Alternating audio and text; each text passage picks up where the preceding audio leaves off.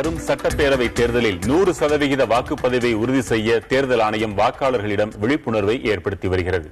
இதுகுறித்து தலைமை தேர்தல் ஆணையர் ராஜேஷ் லக்கானியிடம் செய்தியாளர் ஸ்டாலின் நடத்திய உரையாடலை இப்பொழுது பார்க்கலாம்.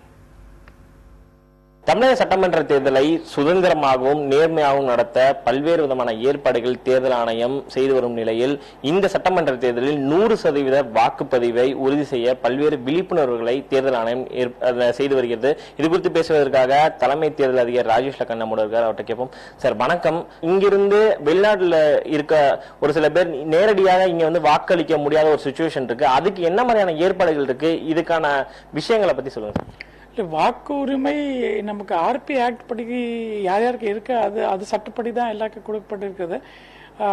எப்படி பார்த்தீங்கன்னா என்ஆர்ஐஸ்க்கு ஓட்டர்ஸ்க்கு இதை அவங்க இப்போ இருக்கிற சட்டப்படி அவங்க இங்கே வந்து தான் வாக்களிக்கணும். போஸ்டல் பேலட்டா தபால் மூலம் வாக்களிக்கிறதுக்கு வாய்ப்பு இல்லை. ஆனால் எலெக்ஷன் கமிஷன் ஒரு கமிட்டி உருவாகிட்டு என்ஆர்ஐ வாக்களிக்கிறதுக்கு என்னென்ன வழிவகை பண்ணணும்னு ஒரு கமிட்டி ரிப்போர்ட் தயாரிட்டு இருக்காங்க. ஸோ மேபி இன் சப்சிக்வெண்ட் இனிமேல வர்ற எலெக்ஷன்ல அது உருவாகிறது வாய்ப்பு இருக்கும். சட்டமன்ற தேர்தலில் அந்த பத்திரிகையாளர்கள் வந்து தேர்தல் பணிகளில் ஈடுபடும் போது அவங்களும் வாக்களிக்க முடியாத ஒரு சூழல் இருக்கு. பத்திரிகையாளர்கள் இதே விஷயத்த வந்து பல ஆண்டு காலமாக தேர்தல் ஆணையத்தில் வந்து ஒரு கோரிக்கையை வந்து வச்சுட்டு வராங்க. பத்திரிகையாளர் விஷயத்திலையும் அவங்க வாக்களிக்கிறதுக்கு எதனும் ஏற்பாடுகளை வந்து பரிசீலித்து வராங்களா தேர்தல் ஆணையம்? பத்திரிகையாளருக்கு நம்ம இந்த தரம் ஒரு சுலபமா வசதி செஞ்சு கொடுத்தோம். நீங்க உங்க சொந்த ஊர்ல உங்க பேர் பட்டியல இருந்தா இங்க போய் மாற்றுறதுக்கு ஒரு 2 நிமிஷத்துல ஆன்லைன் மூலமாக அட்ரஸ் மாற்றம் செய்யலாம்னு ஒரு வசதி செஞ்சு கொடுத்தோம். நிறைய பேர் பண்ணியிருக்காங்க.